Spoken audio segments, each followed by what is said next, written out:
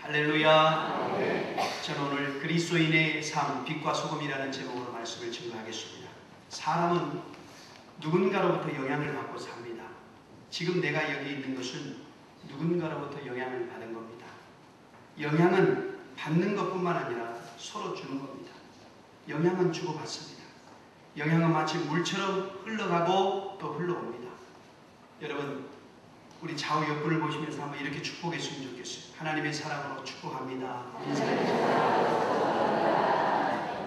여러분, 우리가 하나님의 사랑으로 축복합니다. 이렇게 서로 축복할 때 우리 사이에 흘러가는 것이 있어요. 그것이 뭘까요? 하나님의 사랑이 흘러가는 거예요. 하나님의 정이 흘러가요. 흘러갈 뿐만 아니라 내 자신에게로 흘러 들어오는 것입니다. 이 흘러가는 것을 영어로 flow라고 얘기합니다. flow. 흘러가다. 그런데 이 흘러가다라는 말에 in을 붙이면 inflow가 되는 거예요. 흘러가는데 어디로 흘러가요? 안으로 흘러가는 거예요. 그래서 여러분, 우리가 감기를 인플루엔자라고 하잖아요. 세균이 우리 안으로 흘러 들어와서 감기가 되었다 이 말이에요. 그런데 여러분, 감기 말고 영향이 흘러가면은 이것을 인플루언스, 즉 영향력이라고 하는 겁니다. 이 영향력은 우리의 삶의 가장 중요한 요소예요.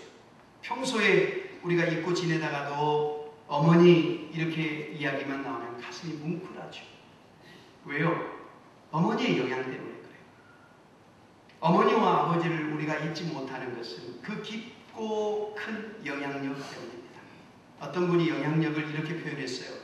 혼자라면 안 할 것을 그 사람이 하기 때문에 하는 것. 또 혼자 가면 안 갈 길을 그 사람 때문에 가는 것. 뭔가 받은 영향이 있기 때문에 그 길로 가는 거예요. 어떤 가정에 제가 신방을 갔더니 주일날 설교 말씀을 듣고 은혜를 받은 큰 말씀을 큰 글씨로 이렇게 벽에다가 딱 붙여놓으셨더라고요. 하나님의 말씀에 영향을 받은 것이죠. 우리도 모르게 마음속에 새겨진 삶의 발자취, 누군가를 닮고 싶은 그 마음, 나도 모르게 그가 걸었던 길 비슷하게 걷는 것. 여러분, 우리는 누군가로부터 영향을 받고 삽니다. 오늘 본문은 그 영향력에 관한 말씀이에요. 13절 한번 볼까요? 여러분, 우리 13절, 14절을 다시 한번 큰 소리로 한번 읽어보도록 하겠습니다. 너희는 세상의 소금이니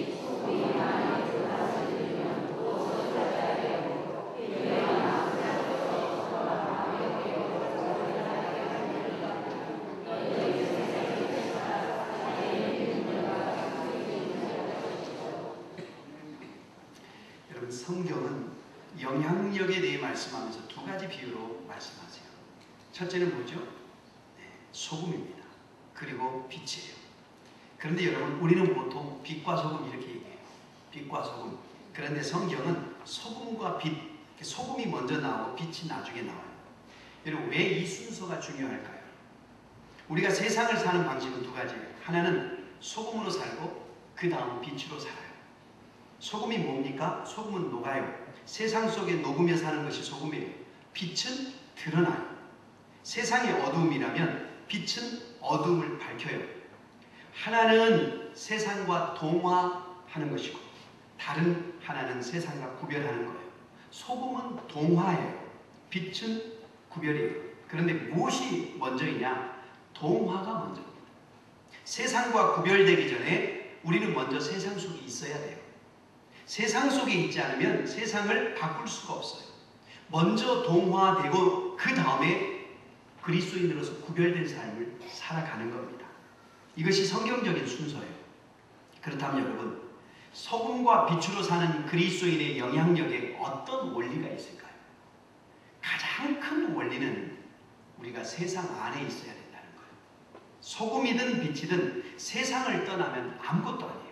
소금은 음식 속에 있어야 되고 빛은 어둠 속에 있어야 돼요. 소금과 빛이 보여주는 원리는 연합의 원리예요. 또 구별의 원리예요. 음식과 소금이 다르듯이 어둠과 빛이 다르듯이 세상과 우리는 달라요. 우리는 하나님의 다스림을 받아요. 저 세상은 악의 지배를 받아요. 우리는 하나님의 가치, 성경적 가치관으로 살아가요. 세상은 세상적 가치관으로, 세상 풍조로 살아가요. 사는 방식이 다르고 사는 목적이 다르다 이 말입니다. 그렇다고 분리되는 것은 아니에요. 분리가 아니라 구별입니다. 여러분, 교회사에 수도원 운동이 있었죠. 중세의 3세기 예수 믿는 사람들을 잡아 죽이던 시절, 사람들은 광야로 빈들로 계곡으로 산으로 숨어 들어갑니다. 그러나 사람들이 무서워서만 숨었던 것은 아니에요.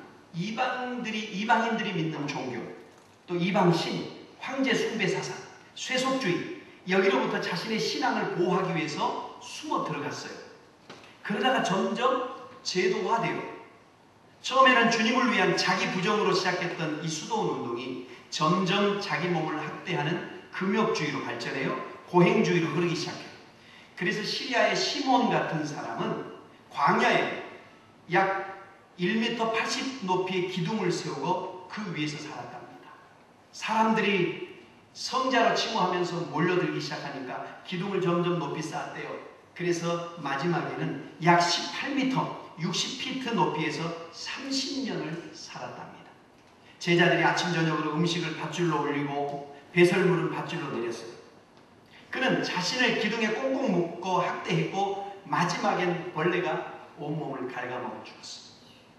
사람들은 그를 성자라고 불렀지만 세상은 그에게 있어서 사랑의 대상이 아니라 멀리해야 될 대상이었다는 사실이에요. 그러나 우리는 세상을 떠나지 말고 세상 안에 살아야 됩니다. 우리는 세상과 구별되어야지 분리되어서는 안 돼요. 여러분, 배는 항구에 있을 때 안전하죠? 그러나 항구에 있기 위해 배가 만들어진 건 아니잖아요. 배는 바다를 항해하기 위해서 만들어졌어요. 가끔 우리가 세상을 떠나 기도원에서 금식하고 영성 수련할 수 있지만 우리는 기도원에 살기 위해서 하는 게 아닙니다. 세상 안에 여러분 우리가 살면서 가져야 될 중요한 삶에 대한 믿음이 있어요. 그건 뭐냐? 세상은 결코 말로 변화되지 않는다는 사실. 세상은 말이 아니라 행동으로 변화됩니다. 많은 사람이 이렇게 말을 해요. 말세야. 세상이 얼마나 타락했는지 참 문제야. 심지어 교회에 대해서도 탄식하는 소리를 듣죠. 오늘날 한국교회는 참 문제야. 대형교회, 성장주의, 목회자, 평신도의 비리, 종교개혁, 이것이 다시 필요해요. 제2의 종교개혁이 필요한 시대를 우리가 살고 있습니다. 여러분, 우리가 그 말을 들을 때 그러면 당신은 그 대상에서 죄됩니까? 하고 묻고 싶습니다. 어떻습니까? 한국교회라고 말할 때 나는 거기에 안 들어갑니까? 오늘날의 교회라고 말할 때 우리는 거기에 안 들어가냐고요. 시대가 어둡고 교회마저 어둡다면 이유가 있을 거예요. 해가 져서 집이 어두워졌어요. 집안이 어두워졌다고 비난할 수만은 없잖아요. 비난하는 그 시간에 차라리 등불이 어디 있는지 찾아야 합니다. 무엇보다도 내 등불은 밝은가 물어봐야 돼요. 내 등불에는 불이 꺼져 있는가 켜져 있는가 살피는 것이 중요해요. 세상이 썩었다, 교회가 부패했다 말하기는 쉬워요. 문제는 내 항아리에 소금이 있는지 물어봐야 돼요. 나는 썩은 세상에서 소금의 역할을 감당하는지 우리 스스로에게 늘 되물어야 될 줄이 있습니다. 자기는 안 하면서 비판만 한다고 세상이 달라지지 않아요. 다른 사람이 썩은 것이 중요한 것이 아니라 내가 소금 역할을 못하고 있는 것이 문제인 것이죠. 여러분, 세상의 변화는 말로 되지 않습니다. 비판하는 그 시간에 자신의 소금이 짠맛을 내는지 잘 녹고 있는지 살피는 것이 중요합니다. 인도의 간디의 이야기입니다. 한 어머니가 어느 날 간디 선생님을 찾아갔어요. 그래서 선생님, 제 아들이 너무너무 설탕을 많이 먹어요. 설탕이 몸에 안 좋다고 좀 말씀 좀 해주세요. 그런데 간디 선생님이 네, 알겠습니다. 제가 아들을 데려다가 잘 타이르겠습니다.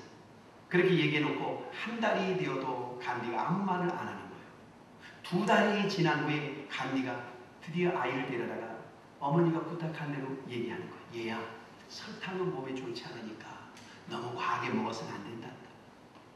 근데 그 모습을 보고 그 어머니가 아니 선생님, 왜 그때 바로 말씀하지 않고 2달 후에 지금 했어야 우리 아이에게 이런 말씀을 하십니까? 그러자 간디가 대답합니다. 사실 저도 설탕을 좋아했거든요. 저도 평소에 설탕을 많이 먹었거든요.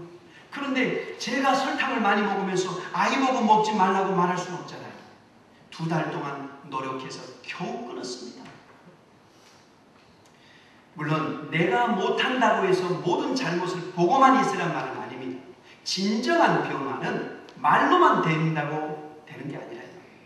진정성 있는 변화는 나의 변화를 전제해야 하는 거예요. 결국은 내가 문제입니다. 내가 소금이 되고 내가 등불이 돼야 된다는 사실. 이것이 세상에 대한 그리스도인의 영향력의 시작이에요.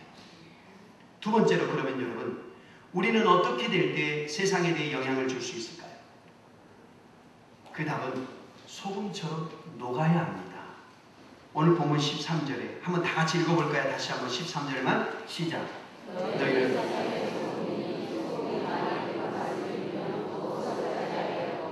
후에는 아무 쓸데없어 다만 밖에 버리고 사람들에게 밟힐 뿐입니다. 여러분, 우리 주님께서 우리를 세상으로 보내시면서 영향력을 행사하라 이 말이에요. 소금처럼 영향력을 행사하라고 말씀하셔요. 소금의 영향력은 맛을 내는 영향력이에요. 그런데 맛을 내려면 내가 먼저 죽어야 돼요. 녹아야 돼요. 녹지 않고는 맛을 낼 수 없어요. 소금 덩어리로 있으면 모양은 소금이지만 맛이 없어요. 소금이 자기 모양 그대로 가지고 있으면 자기 구실을 못한다 이 말입니다. 아주 녹아 없어져야 소금이 소금 노릇하게 되는 겁니다. 여러분, 녹아 없어진다는 말은 자기 존재를 희생시킨다는 거예요. 자기를 죽이고 자기를 포기하고 다른 존재 속에 스며드는 것을 말해요. 내가 죽고 내 고집이 죽고 내 교만이 죽고 내 자존심이 죽고 자기가 없어지는 것을 말하는 거예요. 만약 내가 살고 내 고집이 살고 내 교만이 살고 내 자존심이 살고 내 명예를 살리고 있다면 소금은 맛을 내지 못합니다.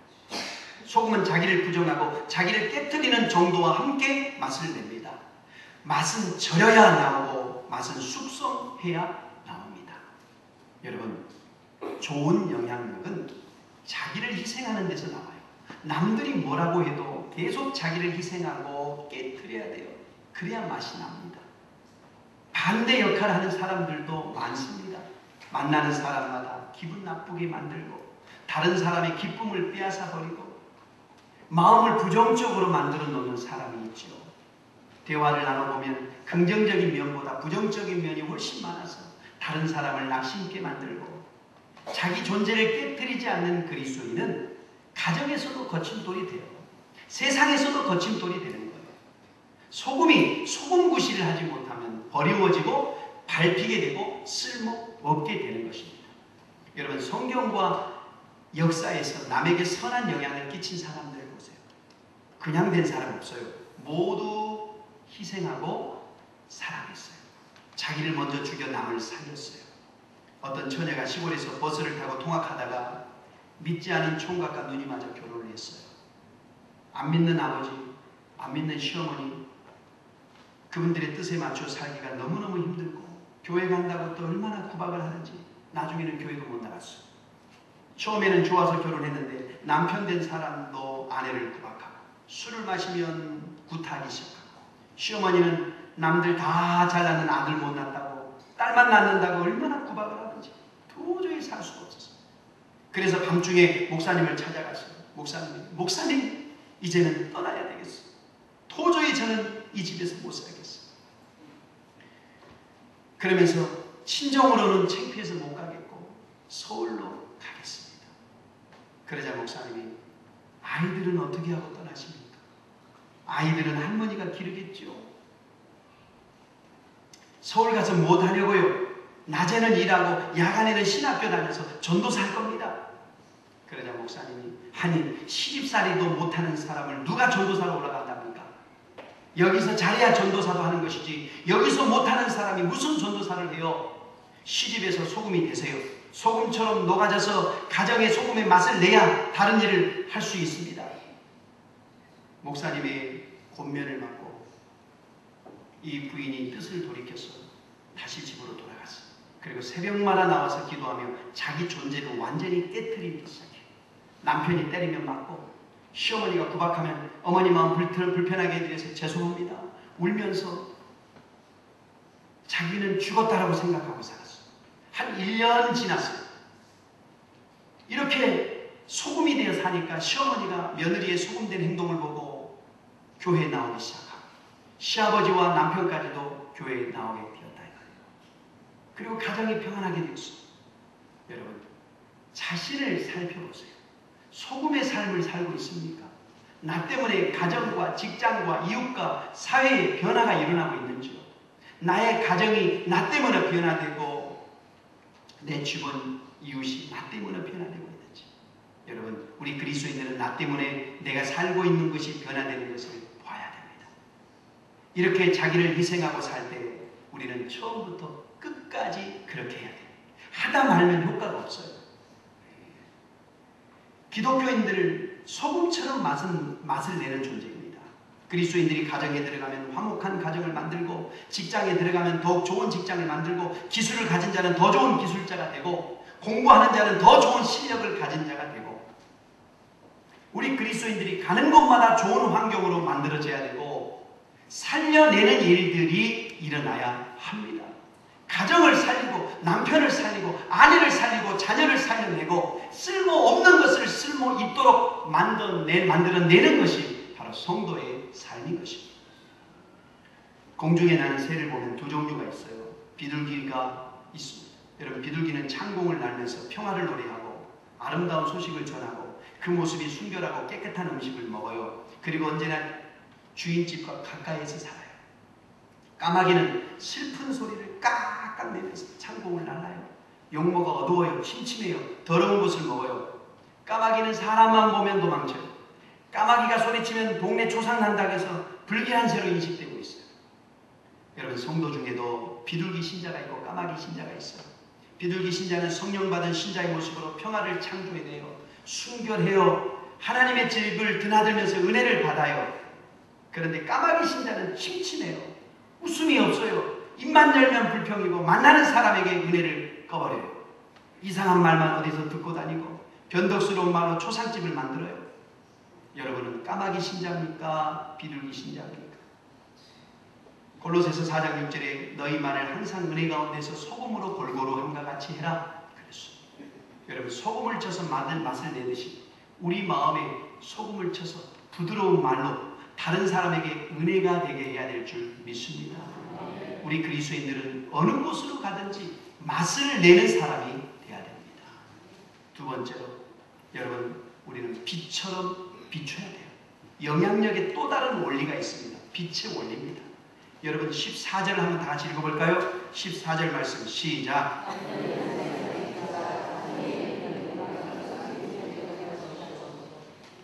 여러분, 빛은 밝아요. 어둠을 비춰요. 어둠은 빛을 싫어해요. 그러나 빛은 존경합니다. 빛이 없으면 살 수 없기 때문에. 빛의 중요성에 대해 과학자들이 실험을 했어요. 서로 다른 환경에서 실험용 쥐들의 생존 능력을 실험한 겁니다.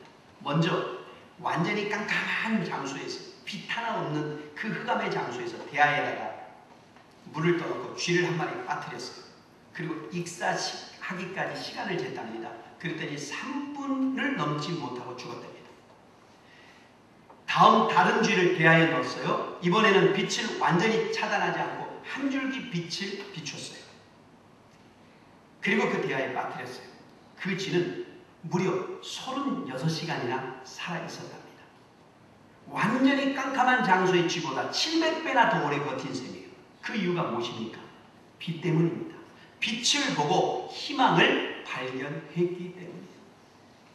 성경 요한복음 1장 5절에 빛이 어두움에 빛이 돼 어둠이 깨닫지 못하더라. 사람은요 본성적으로 어두워요. 죄로 인해 어두워졌어요. 자기가 빛이 아니기 때문에 어두움은요 빛을 싫어해요. 그러나 동시에 어둠은 빛을 통해 또한 희망을 봐요. 안 믿는 사람이 교회를 통해 보려는 것이 이겁니다. 빛이에요. 아, 교회는 다르구나. 믿는 사람은 좀 다르구나. 안 믿는 사람은 우리가 믿는 내용에 대해서는 별로 관심이 없어요. 우리가 구원이나 속죄, 의인이니 천국이니 하는 거 별로 관심이 없어요. 그런데 우리가 사는 데는 관심이 많아요. 우리의 착한 행실에는 관심이 있어요. 조금이라도 우리가 실수하면 예수쟁이 더한다고 욕먹기 일쑤죠. 그래서 우리 그리스도인은 끝까지 잘해야 돼요. 끝까지. 여러분 구체적으로 우리가 사람들 앞에 빛이 되는 방법이 무엇일까? 너희 착한 행실을 보고 그랬어요. 이같이 너희 빛을 사람 앞에 비추어 너희 착한 행실을 보고 하늘에 계신 너희 아버지께 영광을 돌리게 해라. 즉 우리의 착한 행실, 선행을 많이 하면서 살아야 한다. 착하게 산다고 해서 구원을 받을 수 있는 것은 아니지만 상급은 반드시 받을 수 있습니다. 또한 하나님께 영광을 돌릴 수 있어요. 여러분 착한 행실이 누적되어야 이 세상이 변하지 않겠습니까? 그런데 여러분 우리가 조심할 것은 내 가족에게만 하는 것은 착한 행실이라고 하지 않습니다. 반드시 타인을 향한 것입니다. 요즘 젊은 부모들은 내 가정, 내 아이만 잘 먹고 잘 살면 된다는 개인주의가 참 심해요. 제발 성도 여러분, 예수를 믿는 우리는 그렇게 살지 맙시다. 예수님이 십자가에서 나의 죄를 대신하여 찢기고 피 흘리며 돌아가신 것에 감사하며 본받아야 합니다. 만약 착한 행실에 관심이 없다면 죄송하지만 이분은 교회 생활을 하고 있지만 아직 예수 그리스도를 제대로 못 만난 사람일 가능성이 매우 높아요. 야고보서에 행함이 없는 믿음은 죽은 것이라고 했습니다. 여러분 그렇다면 착한 행실로 어둠을 비추는 빛의 원리는 세 가지 과정을 통해 어둠에 영향을 줍니다. 그 과정이 뭐냐? 첫째는 노출이에요. 그리고 두 번째로는 동화, 그리고 세 번째로 반사. 노출, 빛에 의해 노출이 되고 그 다음에 동화가 되고 그 다음에 반사한다 이 말입니다. 먼저 빛은 자기를 노출시켜요. 빛이 비치면 먼저 나를 비추잖아요. 빛이 비출 때 가장 먼저 드러나는 것이 내 자신입니다. 역사 속에서 남에게 빛을 비춘 사람들을 보면은 먼저 자기 자신을 비췄어요. 빛이 비추면 자기가 드러나잖아요. 그런데 좋은 것이 드러납니까? 나쁜 것이 드러납니까? 보통 좋은 것보다는 나쁜 것이 드러나요. 그래서 빛이 나를 비추는 게 싫어요. 여러분 그렇다고 멈춰서는 안 되죠. 그 빛 앞에 내가 드러나면 내 죄가 드러나고 내 어둠도 드러나고 내 무지도 드러나요. 세상에 거룩한 영향력을 나타낼 사람은 먼저 자신의 빛에 노출시켜야 돼요. 은혜를 많이 받는다는 말은 하나님 앞에 자기를 많이 드러낸다는 뜻이에요. 남에게 빛을 많이 비춘 사람은 자기 어둠을 잘 아는 사람이에요. 이사야가 그랬어요. 어느 날 성전에서 기도하는데 하나님 빛 앞에 노출이 돼요. 갑자기 하늘문이 열리면서 천사가 거룩하다 거룩하다 거룩하다 만군의 여호와여 하나님을 찬양해요. 그런데 그 빛에 이사야가 자기가 쫙 비춰지니까 이사야의 고백이 뭡니까? 화로다 나여 망하게 되었도다. 나는 입술이 부정한 사람이요 입술이 부정한 백성 중에 거하면서 만군의 여호와이신 왕을 배웠습니다. 여러분 하나님의 영광의 빛에 노출이 되니까 자기 입이 더러워졌어. 더러운 자기 입이 노출된 거예요. 그래서 탄식해요. 그러면서 이사야는 그 빛에 의해서 변화되고 세상으로 나가 더 많은 사람들에게 그 빛을 비추기 시작해요. 베드로도 그랬어요.